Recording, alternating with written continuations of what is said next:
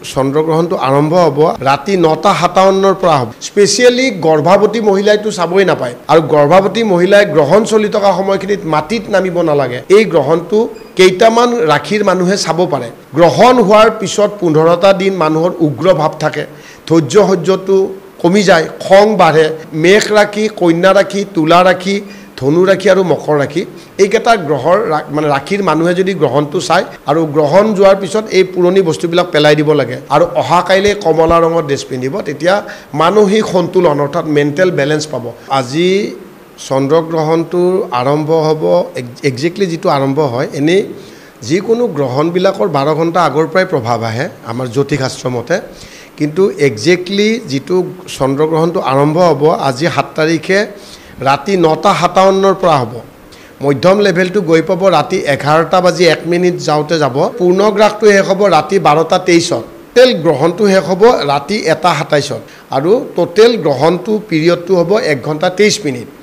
চন্দ্ৰগ্ৰহণে মানুহৰ মনত প্ৰভাৱ পেলায় যে গ্ৰহণ হোৱাৰ পিছত টেম্পৰাৰীলি গোটেই জলবায়ুটো দূষিত হয়, যিটোৰ কাৰণে সূৰ্যৰ 7টা ৰে আহি থাকে। সেই ৰেকেইটা বাধা পোৱাৰ কাৰণে পৃথিৱীত নতুন প্ৰজাতিৰ কিছুমান ভাইৰাছ বেক্টেৰিয়াৰ জন্ম হয়।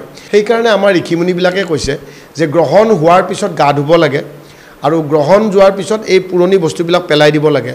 এটা গাখীৰ চাখীৰটো পেলাব নোৱাৰি, উতলাই দিলেও তাৰ আগৰ পুনৰ গুণখিনি পাই যায়, অৰ্থাৎ ভাইৰাছ বেক্টেৰিয়া যদি হয়ও সেইখিনি মৰি যায়।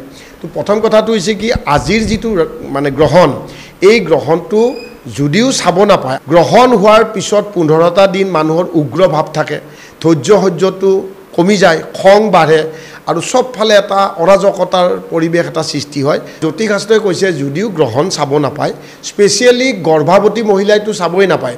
গৰ্ভৱতী মহিলাই গ্ৰহণ চাব নাপায় আৰু গৰ্ভৱতী মহিলাই গ্ৰহণ চলি থকা সময়খিনিত মাটিত নামিব নালাগে, অৰ্থাৎ বিচনাত থাকিব লাগে। আজিৰ যিটো গ্ৰহণ, এই গ্ৰহণটো কেইটামান ৰাশিৰ মানুহে চাব পাৰে, তেওঁলোকৰ হাৰ্ম নহয়। প্ৰথম কথা, মেষ ৰাশি, কন্যা ৰাশি, তুলা ৰাশি, ধনু ৰাশি আৰু মকৰ ৰাশি এইকেইটা গ্ৰহৰ ৰাশিৰ মানুহে যদি গ্ৰহণটো চায় তেওঁলোকৰ ক্ষেত্ৰত কম প্ৰভাৱ পৰে জ্যোতিষশাস্ত্ৰ মতে। সূৰ্যগ্ৰহণৰ প্ৰভাৱ অত্যন্ত বেছি, চন্দ্ৰগ্ৰহণৰ কম। আৰু আজিৰ আপোনালোকে ৰঙা ড্ৰেছ পিন্ধিব, ৰঙা ড্ৰেছটো আজি চবতকৈ বেছি গ্ৰহণযোগ্য আৰু অহা কাইলৈ কমলা ৰঙৰ ড্ৰেছ পিন্ধিব, তেতিয়া মানসিক সন্তুলন অৰ্থাৎ মেণ্টেল বেলেঞ্চ পাব। আজি চন্দ্ৰগ্ৰহণটো আৰম্ভ হ'ব, একজেক্টলি যিটো আৰম্ভ হয়, এনেই যিকোনো গ্ৰহণবিলাকৰ 12 ঘণ্টা আগৰ পৰাই প্ৰভাৱ আহে আমাৰ জ্যোতিষশাস্ত্ৰ মতে, কিন্তু একজেক্টলি যিটো চন্দ্ৰগ্ৰহণটো আৰম্ভ হ'ব আজি 7 তাৰিখে ৰাতি 9:57ৰ পৰা হ'ব। মধ্যম লেভেলটো গৈ পাব ৰাতি 11:01 যাওঁতে যাব। পূৰ্ণগ্ৰাসটো শেষ হ'ব ৰাতি 12:23।